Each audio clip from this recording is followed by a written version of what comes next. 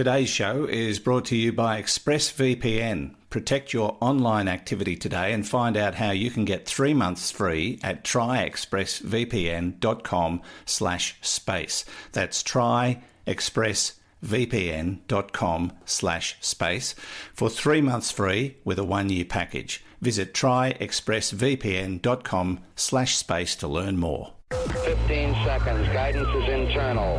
10, 9. Ignition sequence start. Space Nuts. 5, 4, 3, 2. 1, 2, 3, 4, 5, 5, 4, 3, 2, 1. Space Nuts. Astronauts report it feels good.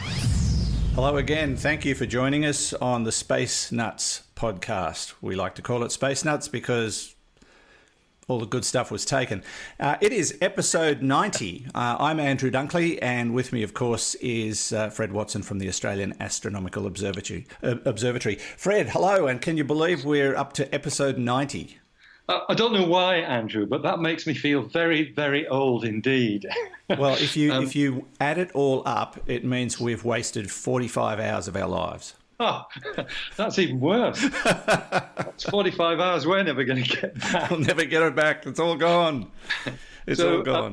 But it does beg the question that we really should start thinking about what we're going to do for episode 100. Yes, we should. We could miss it out altogether, I suppose. We might be able to research topics that are, have the number 100 associated with them. We could do that. Yeah. And maybe, that would be the clever thing to do, but... When have we ever done anything clever? Or, we could do a flashback. What was happening in space 100 years ago? Yeah. I mean, we weren't doing anything, but something was happening out there. Or we could just do a whole program dedicated to listener questions.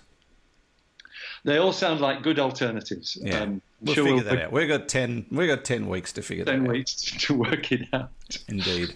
Now, today, Fred, we're going to look at a tumbling cigar in space. We've actually spoken about this object before, but now they've discovered something else is going on with it. Some fake news involving the Trump government. So all Americans block your ears. And artificial gravity. We have a question about whether or not that is something that is being developed for space stations and, I guess, interstellar travel, or not even interstellar travel. But we'll talk about that. But first, Fred, the tumbling cigar. This is the Oumuamua asteroid that we talked about not so long ago. That's shaped like, let's say, what would it be shaped like, Fred? I'm thinking Robert Plant's song "Big Log" comes along. Look, I'll steer you in a completely different direction. I think it is the French loaf of space. The French loaf. It's not quite the same colour, that's the only thing. The ballistic baguette. The ballistic baguette, that's the one. Yes. Absolutely. What a name. Yeah, I like that. You should be in broadcasting, I'm going to try it one day.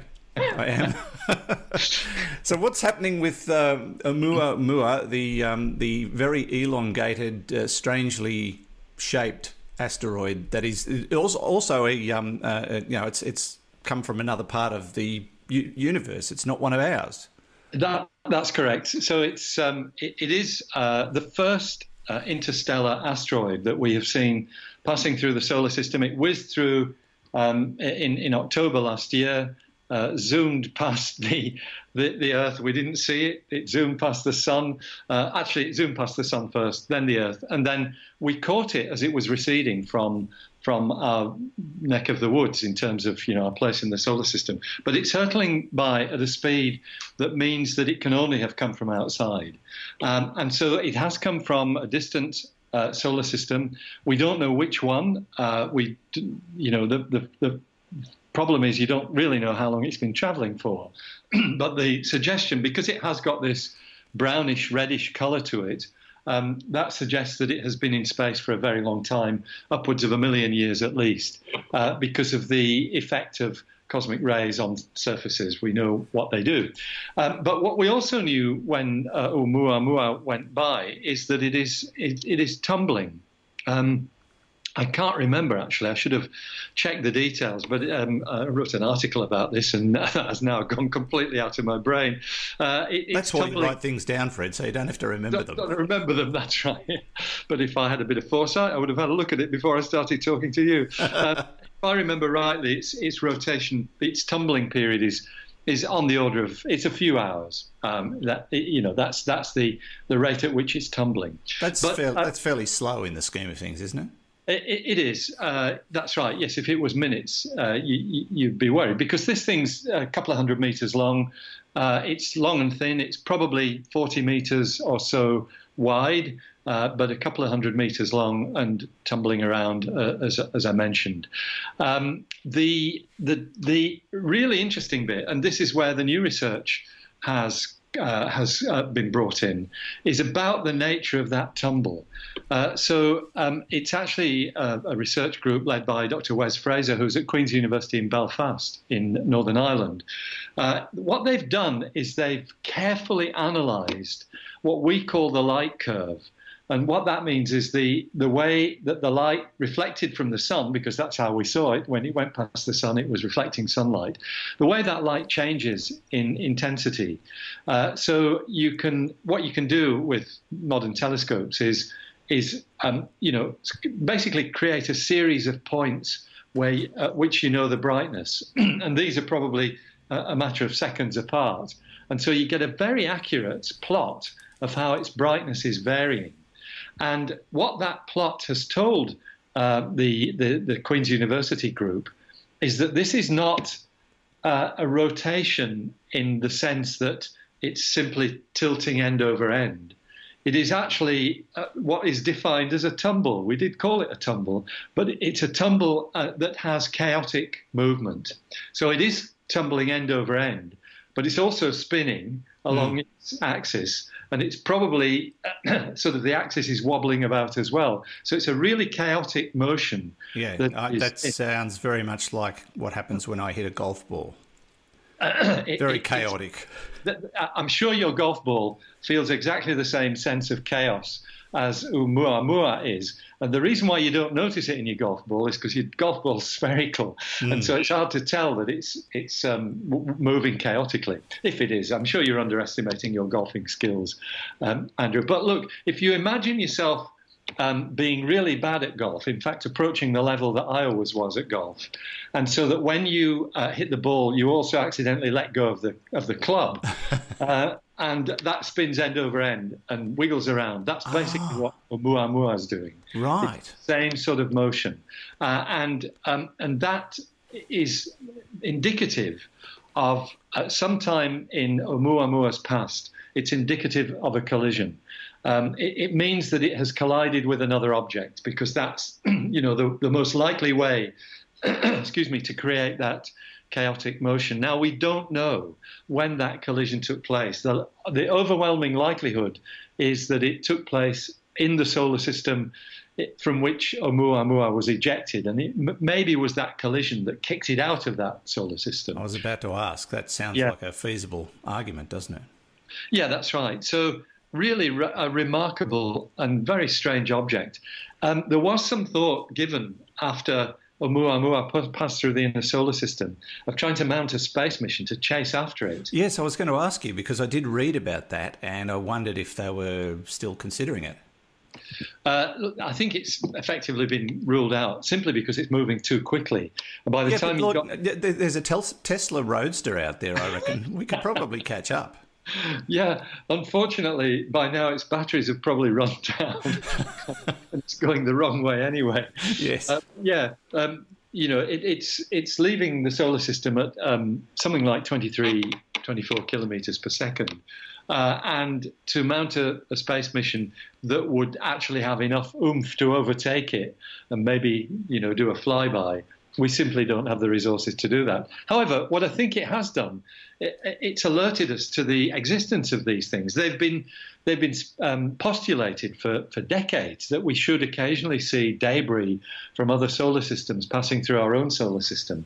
But the fact is that it's only now, with the kinds of telescopes that are scanning the skies for what we call transient objects, things that come and go, and there are a whole range of new telescopes doing that, including one huge one, a thing called the Large Synoptic Survey Telescope, which is an 8-meter class telescope that will look at the entire sky something like every 6 nights. So, anything that's moving through will be picked up. So that's the fact that we have these new facilities is why we are going to start seeing these things. And Oumuamua is the first. Its name means the first messenger from afar in Hawaiian. So I think that what will happen is that groups of scientists will put together the idea of a space mission to chase after one of these so that they're almost ready for this thing if and when it comes, the next one that flies through the solar system, to go and get a really good look at it, because this is a free sample from another solar system if you can, if you can rendezvous with it and take some images. Yes, and fascinating. And yeah, we've learned so much already from something that was just passing by, and now we know what to look for. We may, probably will definitely see more of them. Yeah. Sure. And look, I just did a Google translate on Oumuamua, and it said space dookie. So I'm not sure you're right, Fred. That's okay. That's modern Hawaiian. Yes, it probably is. This is Space Nuts, Dr. Fred Watson and Andrew Dunkley. Now let's take a little break and find out more about our sponsor, ExpressVPN, rated #1 by TechRadar. This is the one I use. I've been using it for a couple of years and I love it. When I joined ExpressVPN, they were brand new to the market, but I read a lot of reviews and did a lot of comparisons. And there was just something about their business model that I particularly liked. And a couple of years down the track, honestly, can't complain. Their interface is very easy to use. Their service is second to none. I've had to contact them a couple of times about certain things that I wanted to do, and they were brilliant. So you may be wondering why I do need a VPN at all. It's all about privacy. Do you really want big tech companies, governments and others knowing what's going on with your online activity? Even if you're having nothing to hide, it just feels downright creepy. I think you'll agree. And governments are getting more and more interested in what you're doing every day. And so, yeah, protecting your privacy is what VPN is all about. And how often do you run across websites that you want to get information from only to find that they're geo-blocked? This is becoming an increasing problem, but ExpressVPN solves that problem for you. Now, if you go to our special URL, you'll see quite a list of things this service can help you with, things you may never have thought of before. As I say, it's the one I use, secure, fast, and it just works. So protect yourself online today and find out more about how to get 3 months free at tryexpressvpn.com/space. That's tryexpressvpn.com/space for 3 months free with a 1-year package. Try expressvpn.com/space to learn more, and you'll find the link details in the show notes and on our website. Now, back to the show. Okay, we checked all 4 systems and keying with a go. Space Nuts. Now, Fred, some fake news. It appears the US President Donald Trump wants to end funding to the International Space Station. Not now and not tomorrow and not next week, but, in the foreseeable future. Obviously, he's got an issue with this, or he's just trying to save money for the next war. What is it? Well, it's not fake news. It's absolutely true, and it's neither of the above. And in a way, I guess we could have predicted this, knowing the things that are close to Donald Trump's heart, which is private enterprise. And so what he wants to do is, as of 2025, to end the US funding for the International Space Station in order to push it into the private sector. Which is a really interesting idea. I think he's a pragmatist. He's somebody who I think values the commercial sector and what it can contribute. And we're already seeing that with NASA, with the contracts that companies like SpaceX and Orbital Sciences have for providing launch services. So NASA is already well on the path to that kind of commercialization. But this is quite a big piece of news that by 2025, Donald Trump would like to see that space station being run by commercial enterprises, whether they are scientific or manufacturing or touristic or whatever. I suspect he doesn't care. I think all he wants to see is the space station effectively making money. Yes. And that's a really, really interesting idea. So why is it in the news this week? Well, the 2019 budget proposal, which of course has to be passed by Congress and all the rest of it, it contains NASA's budget. Their budget for 2019 is, I think, 19.6 billion US, which is a little bit more than it has been of late. It was last year, I think it was 19.1 billion. I have to say, Andrew, just to take a pause here, that sounds like a colossal amount of money, and it is. Oh, it's massive. I think it would cover the national debt in Australia, and I'm not making jokes. It would come close. But despite the fact that it's a big number, what NASA achieves with that is absolutely staggering. They do the most extraordinary things, not just in space, but in aviation as well. That budget is spread very, very thinly across their research projects. So I'm always amazed that they achieve as much as they do with that amount. And just to add, it pales into insignificance compared with the US defense budget, which, if I remember rightly, off the top of my head, is about $650 billion a year. Wow, that's just staggering dollars, isn't it? That's right. So, this is the research that NASA does with their budget, I think, is extraordinary. These are, I'm going to say, that 650 billion. That's my recollection from checking it out a few months ago. It might be wrong, but it's of that order, which is incredible. Just one other statistic.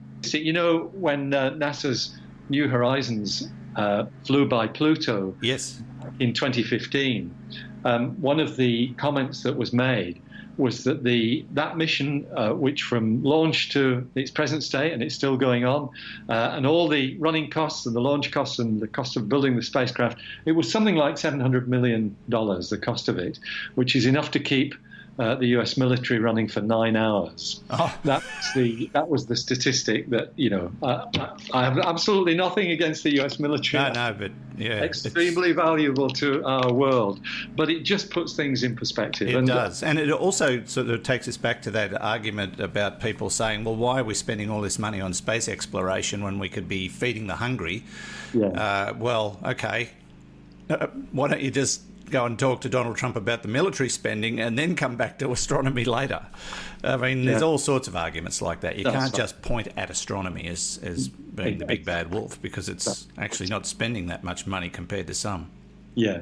And actually, I mean, the bottom line with that sort of argument is it's never a straight choice. I mean, our modern world seeks to invest in the future, in future knowledge and things of that sort. If it was simply a choice between exploring the universe and feeding the hungry, it'd be a no-brainer. You'd feed the hungry, but it's not like that. Yeah. So just coming back to the story, we've got this increase in NASA's budget for next year, but there is a part of the proposed budget which I think amounts to something like $150 million, which is to sort of leverage the idea of private companies eventually taking over space station operations.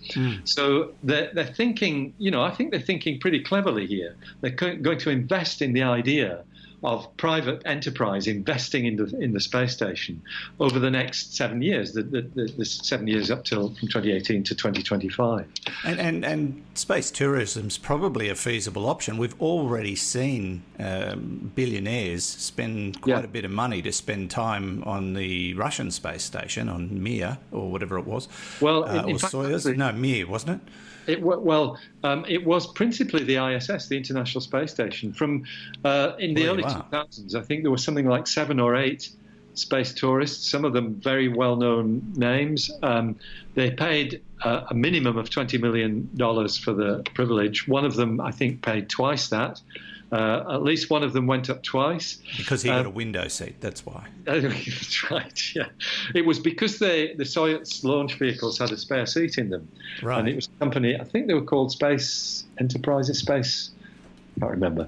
But they basically brokered a deal between Roscosmos, the operators of the Soyuz spacecraft, and these very wealthy people to allow them to visit the space station. A great pioneering step for space tourism.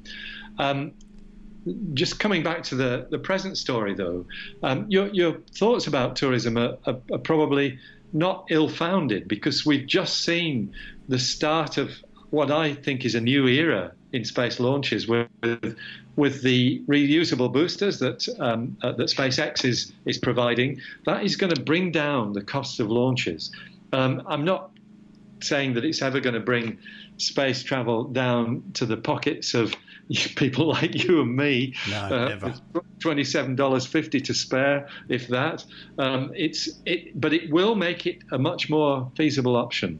And so I think it's a very interesting proposal. And I think there is some thinking within the space community that maybe it's just a little bit premature, that maybe the space station is not yet ready for that. One or two people have said it makes no sense at all, but most people are interested in it as an idea.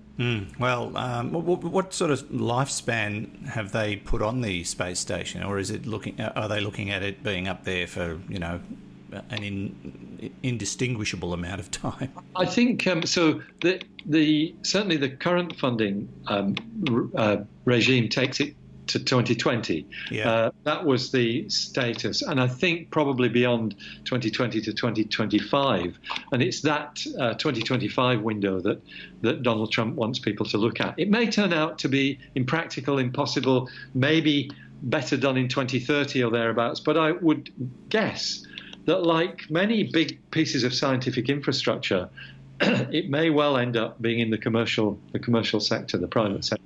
Well, the very first thing they ought to do is send a cleaner up there, from images I've seen. Why not? Mess. Yeah. All right. Well, we'll probably hear more about this as it gets closer. Not fake news. Not fake news. It's not fake news. You're listening to Space Nuts. Andrew Dunkley here with Fred Watson. Roger, you're loud and clear here also. Space Nuts. Now, Fred, to our final topic in episode 90. It's supposed to have reverb on it. Never mind. It's a question that comes from Daryl Harper of Forest Lake. Hi, Daryl. He says, hey, are scientists working on a gravity device for places like the space station? But you could also translate the question to long-haul travel in space, like going to Mars, for example. We've seen artificial gravity portrayed in a multitude of science fiction shows, those big spaceships that have the big hoop-like structure that rotates, creating artificial gravity. It was well portrayed in the likes of Mission to Mars and Red Planet, and more recently in The Martian. There seems to be Martian or Mars stories that portray these things, but that's the sort of technology I guess he's talking about. Is it on the drawing board? I think it is, Andrew. Just going back to the movies, I think the portrayal was perhaps most cogently done in that classic of all time, 2001: A Space Odyssey. Yes. Because the spacecraft in that certainly had artificial gravity. So, the only way we know to create gravity is either to have something very big, like a planet, and that's clearly impossible, or to use accelerations. So you could, if you've got a spacecraft that's constantly accelerating, then that is going to provide a gravitational pull. And actually, there was a proposal, just thinking about this, a few years ago. It was made by Richard Gott, who is a relativity specialist, a gravitational specialist, and he wrote a book about time travel within Einstein's theory of relativity. And one of the ways that you can travel through time is by speeding yourself up, going a long way, coming back again, and you've not aged very much, but everybody back home has aged 10 years or 20 years. There's a name for that. It's called it's the twins paradox. The twins paradox, yes. Yeah. And I was actually I learned a little bit about that through our sponsor, the Great Courses Plus, because they talk about that in one of those lectures, and they were saying that if you have twins on the ground, they're 4 years old. One of them goes into space and travels at 99% the speed of light for 4 years. He comes back 8 years old, but his brother's 104. Yeah, that's right. That's astounding to me. It's bizarre, but we know it works because we've seen it happen in the subatomic world. But so one of the suggestions for this kind of tomfoolery, if I can call it that, time travel through space, was that you have a rocket, you send people off in a rocket, which is always accelerating at 9.8 meters per second, which is the same acceleration that gravity produces. So if you've got a rocket that's doing that for, constantly, you would be able to stand up on the bottom of the rocket because the gravitational pull would feel exactly as it does here on Earth. That, however, is a fairly impractical method because it uses huge amounts of fuel to sustain that kind of acceleration. Yep. And so the way that most people think of is exactly as you've said, rotating structures. Well, if I can just, from a layman's point of view, from where I sit, that does not seem to be a difficult prospect. It doesn't seem to me that creating something in space that will rotate and create artificial gravity would be a very difficult thing to achieve, or am I wrong? I think it has to be done extremely carefully. Because I think there are nuances in the idea. I did read up on this some time ago. Once again, I can't remember what I read. But the simplest way to do it would be two space capsules tethered together and rotating about their common center of mass. Yeah. So you've got to set up that rotation in a way that it doesn't turn into a chaotic tumble like the one that Oumuamua is carrying out. And it has to be done with extreme care. But I have seen proposals from the likes of SpaceX that maybe for a Mars mission in 20 years or so, something like that, it might be a consideration to put people in artificial gravity because we know that weightlessness is damaging to our physical health, to our structure. So it's a possibility that will happen. But the bigger structures, the things like the space station in 2001, A Space Odyssey, these are very large, very complex. It would need a lot of space engineering to make them work.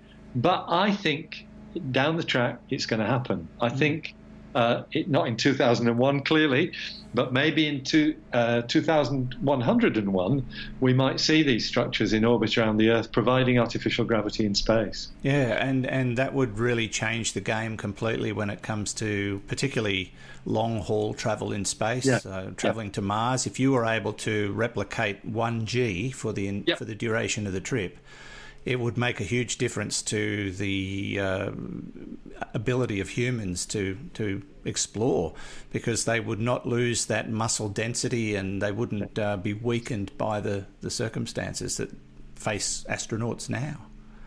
Exactly so. And that leaves the only major problem for such long-haul flights as the radiation issue, which is one that is still being worked on. Mate, aluminium foil. That's the stuff. That'll do it. Just wrap yourself in alfoil, and away you go. Sadly, what you actually need is lead blocks, and they're not that good in space. No. And if you've got a 1G environment, they're not practical at all. But it'll be interesting to see where this goes. We may not see it for quite some time, but Daryl, there's the answer to your question. Yes, it's certainly on the agenda, but it may be quite some time before it becomes a real thing, would be fair to say. But we certainly do love your questions, and we do encourage you to send them in, and we occasionally look at them. So do send them to us via Facebook or Twitter or any way you like. Maybe you'd like to bring them to us personally. We think that'd be great. Just, catch a plane, fly to Australia, jump in a car, drive way out here to Dubbo in central New South Wales, and shove it under the door of the radio station and then go home. That's fine. That's fine with me. Fred, as always, it's a great pleasure. Thank you so much. It is my pleasure too, Andrew. I'm a bit miffed that you're not telling these people to shove it under my door. Because, You'd be a bit closer to the airport than me. That's right. 6 hours closer, to be honest. Yeah. And he's got a much nicer door than I have. I just saw someone actually deliver something to his door and he wouldn't say hello to me. Couriers can be so rude sometimes. Yes. But not all of them. Not the ones that listen to us. Of course not. Thank you, Fred. We'll catch you next week. It sounds great. Thanks, Andrew. Take care. That's Fred Watson from the Australian Astronomical Observatory. And from me, Andrew Dunkley, thank you again for listening to the podcast known as Space Nuts. Space Nuts. You've been listening to the Space Nuts podcast. Mission complete, Houston. Subscribe to the full podcast on iTunes, Audio Boom and Stitcher, or your favourite podcast distributor. This has been another quality podcast production from Bytes.com.